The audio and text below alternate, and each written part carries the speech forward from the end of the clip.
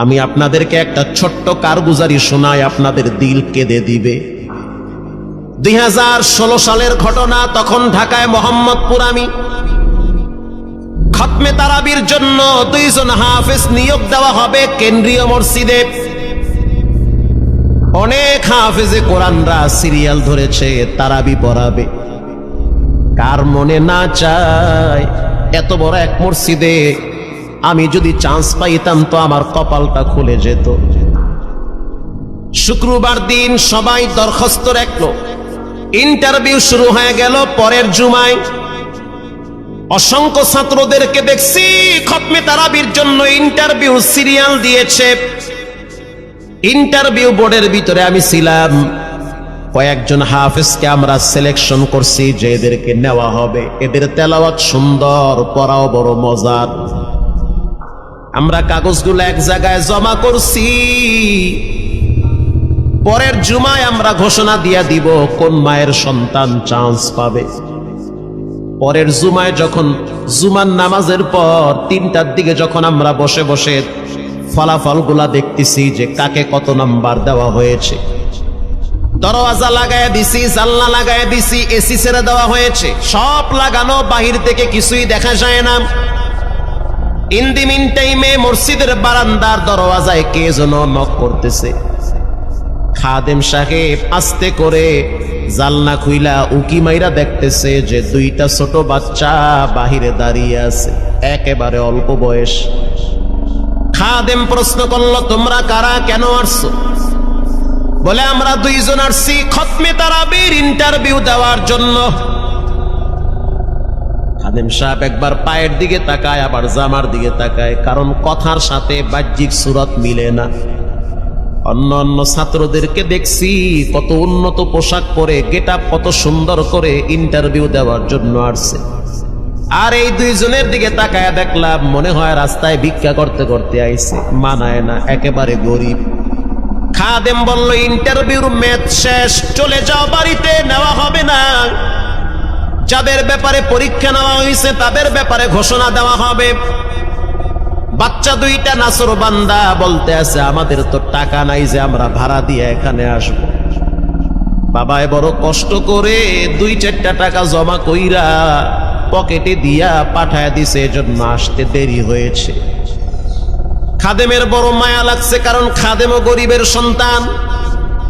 ভিতরে গিয়া মুয়াজ্জিম সাহেবের বলতে আছে, ও ভাই, বাহিরে 2টা বাচ্চা দাঁড়ায় আছে, ওরা নাকি হাফেজে কোরআন, কিন্তু দেখলে তো মানায় না। মুয়াজ্জিম সাহেব ধমক দিয়া বলতে আছে, কোনো সুযোগ নাই, তাড়ায় দাও। খাদেম গিয়া ইমামের কানে কানে বলতে আছে, হুজুর, বাহিরে 2টা বাচ্চা দাঁড়িয়ে আছে, চেহারার ভিতরে এত মায়া, কিন্তু বাহ্যিক সুরত মিলে না, ওরা নাকি কোরআনের হাফেজ। পাশেই তো রহমানিয়ার মুহাদ্দিস সাহেব বসা আছে, তিনি বলতে আছে, কি ব্যাপার, ফিস ফিস করে আপনি কি বলতেছেন? বলে, হুজুর, বাহিরে 2টা বাচ্চা দাঁড়িয়ে আছে, তারা খতমে তারাবির ইন্টারভিউ দিতে চায়। মুহাদ্দিস সাহেব বলল, কোনো কথা নাই, আল্লাহর ঘরের দরওয়াজা খুলে দাও, এখানে কোনো পার্সিয়ালিটি চলবে না।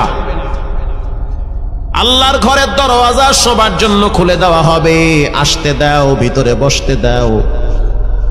যদিও ওদেরকে দেখতে মানায় না, বংশগত তেমন মর্যাদা নাই, ভিতরে আল্লাহর কোরআন থাকার কারণে আমাদের উপরে ওয়াজিব হয়ে গেছে তাদেরকে সম্মান করা। কোন দিক থেকে মানায় না, কিন্তু ভিতরে আল্লাহর কোরআন আছে, এজন্য তাদের মর্যাদা অনেক বেশি। এবার বাচ্চা 2টা বাহিরে উজুখানায় গিয়া সুন্দর করে উজু বানাইল। উজু বানাইয়া ভিতরে ঢুইকা আমি তাকায়া দেখতেছি লঙ্গির এক মাথা নিচে আর এক মাথা উপরে, এতটাই ভয়াবহ অবস্থা। কিন্তু আজীব দৃশ্য, 2 জনের চেহারা একই রকম লাগে। 2 জনের চেহারা একই রকম লাগে, কে বড় কে ছোট বোঝা বড় কঠিন হয়ে গেছে। মুসলমান ভাইয়েরা আমার, ইমাম সাহেব প্রশ্ন করলো, তোমরা 2 জনের বাড়ি কোথায়? বলে, আমরা নারায়ণগঞ্জে ভাড়া থাকি। বাড়ি কোথায়? বলে, আমাদের বাড়ি কুড়িগ্রামে। কুড়িগ্রাম থেকে ঢাকায় কেমনে আসছো? বলে, বাবায় ঢাকায় নিয়ে আসছে। কয় মাসে কোরআন শরীফ খতম করেছ? বলে আমরা দুইজনে 11 মাসে 30 পারা কোরআন খতম করেছি। ইমাম সাহেব একবার চেহারার দিকে তাকায় আর একবার পায়ের দিকে তাকায়। স্থানীয় গণ্যমান্য অনেক ব্যক্তিরা তাকায় আছে এদের দিকে। ইমাম সাহেব বলতে আছে, বাবা তারাবির ইন্টারভিউ শেষ হয়ে গেছে, বাড়ি চলে যাও।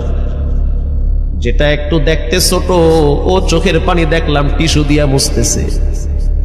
কেন কাঁদতেছো? বলে আমরা গরিব, তার জন্য মনে হয় আমাদেরকে তাড়ায়া দিতেছেন। আমরা জানতাম না ইন্টারভিউ তাড়াতাড়ি শেষ হয়ে যাবে, আসতে দেরি হয়েছে কারণ আমাদের তো ভাড়া টাকা ছিল না, বাবায় কষ্ট করে কিছু টাকা দিয়েছে, সেটা দিয়ে এখানে আসছি।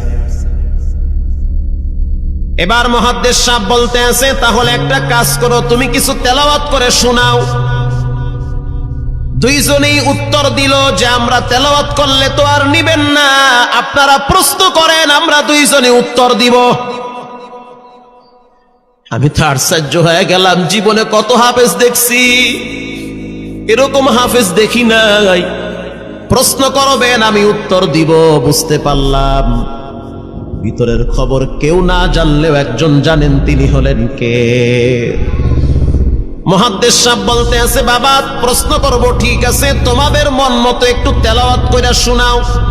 তেলাওয়াত যদি মানসম্মত হয় তাহলে ইন্টারভিউ নিব, যদি না হয় তাহলে ছাঁটাই করে দিব। এবার ছোট যেটা সেটা তেলাওয়াত শুরু করলো সূরা তাহা থেকে।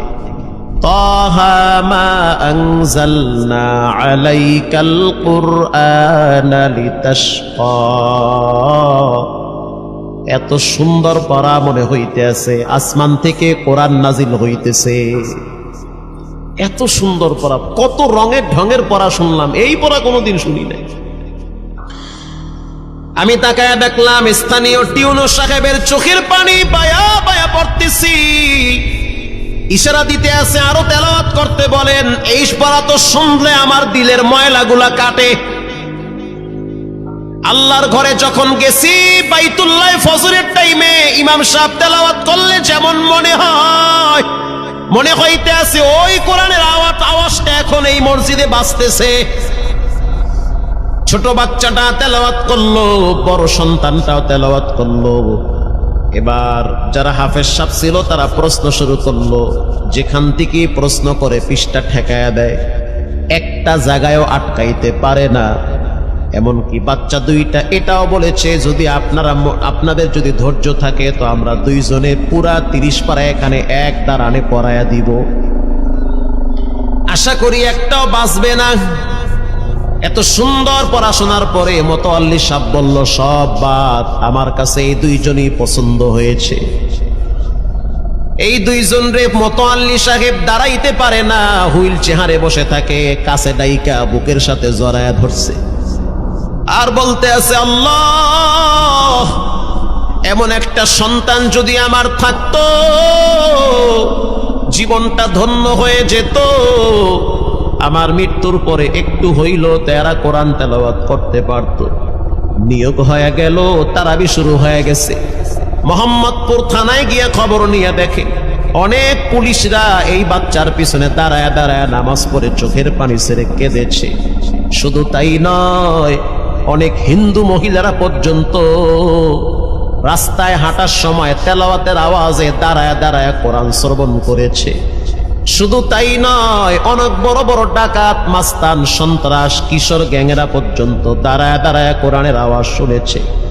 17ই রমজান দেশে বদর দিবস, হাজার হাজার মুসল্লি দাঁড়িয়ে আছি। ইমাম সাহেব জানে না যে এরা দুইজনে আপন মায়ের পেটের ভাই হয়, এটা ইমামের জানা নাই। দুইজনে তারাবি চলতে আছে, চমৎকার পড়া, পিছনে শত শত মাওলানা মুফতি দাঁড়ায় থাকে। মনে হইতেছে তেলাওয়াতের আওয়াজে আর এক জগতে হারিয়ে যায়, এত সুন্দর পড়া। তারাবি শেষ হয়ে গেল, মুসাফা শুরু হয়ে গেল। বাচ্চা দুইটারে কেউ বুকের সাথে জড়ায়, কেউ কপালে চুমা দেয়, বলে আল্লাহর কোরআনকে চুমা দে। হাজার হাজার মানুষ যখন আস্তে আস্তে নামাজ শেষ করে চলে গেল, একেবারে মসজিদের পিছনে বারান্দার পরে আরো একটা বারান্দা থাকে, ওই বারান্দায় এক লোক বসে বসে গামছা দিয়া চোখের পানি মুছতেছে। কিছুক্ষণ পরে লোকটা দেওয়ালের সাথে কপালটা ঠেকায় দিয়া একেবারে অস্থির হয়ে গেল, মনে হচ্ছে তার ভিতরে কাঁপুনি শুরু হয়ে গেছে। কিছু মুসল্লি গিয়া প্রশ্ন করলো, কি হয়েছে আপনার? বলে আমার কিছুই হয় নাই। টাকা লাগবে? বলে না, টাকা লাগবে না। তাহলে আপনি কেন এখানে কাঁদতেছেন? বলে আমি এমনি কাঁদতেছি, এটা কষ্টের কান্না না, এটা খুশির কান্না। এটা কষ্টের কান্না না, এটা খুশির কান্না, আনন্দর কান্না। আল বুকা মিনাল ফারাহ। অতি সুখে মানুষ কখনো কখনো কেঁদে দেয়, চোখের পানি ছেড়ে দেয়। ইমাম সাহেব বলল, পিছনে কে? লোকটা তাকে সামনে নিয়ে আসে। এবার লোকটাকে যখন কিছু দূর সামনে আনা হইল, ওই বাচ্চা দুইটা মসজিদের ভিতর থেকে দৌড় মাইরা গিয়া বলতে আছে, এই লোকটা আমার আব্বা, ইনি আমার আব্বা হয়। ধমক দিবেন না, রাগ করবেন না। আমার আব্বা ঢাকা শহরে রিক্সা চালায়, রিক্সা চালায় চালায় আমাদের দুইটা ভাইরে কোরআনের হাফেজ বানাইছে। ইমাম সাহেব ধমক দিয়ে বলতে আছে, আপনি কেন দেরি করলেন? আগে কেন আসলেন না? রিক্সাওয়ালা বলতে আছে, আমি যদি আগে আসতাম আর যদি পরিচয় দিতাম আমি রিক্সাওয়ালা, হয়তো আমার বাচ্চা দুইটারে মানুষ খোটা দিবে যে রিক্সাওয়ালার পোলা। এজন্য আমি আসি নাই। দূর থেকে নামাজে কোরআন তেলাওয়াত শুইলা আবার আস্তে করে দূরে চলে যাই। মাঝে মাঝে বাচ্চা দুইটার সাথে দূর থেকে আইসা দেখা করি। এটাই হলো কোরআনের বরকত। পরে শুনতে পারলাম এই বাচ্চা দুইটার মাও নাকি গাড়ি অ্যাক্সিডেন্টে মারা গেছে, লাশ পড়ে আছে সেই কুড়িগ্রামে।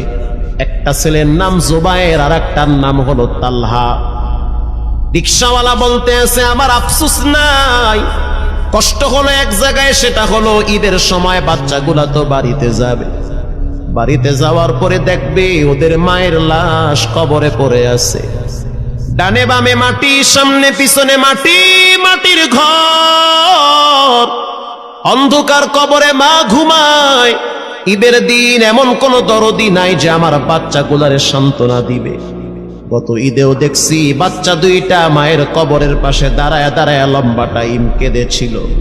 আমাদের ঘরে কোনো ঈদ নাই। রিক্সাওয়ালাকে সান্ত্বনা দেওয়া হইল, নসিব আপনার ভালো, কপাল খুলে গেছে। দুইটা সন্তান হীরার টুকরা এমন ভাবে তৈরি করেছেন, মনে হইতে আছে জিন্দা কোরআন হাঁটতেছে। এজন্য সন্তানগুলাকে দিনদার বানান, ঠকবেন না। বর্তমান জমানায় মানুষ বড় স্বার্থপর।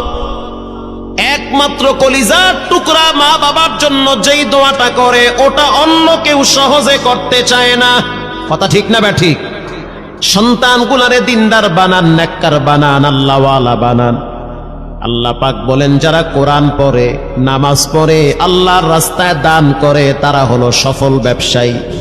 এখানে এমন মানুষ বসা আছেন যে নিজের হাতে নিজের মায়ের কবরে রাখছে, নিজের হাত দিয়া নিজের আব্বারে কবরে ফালায়া রাখছে।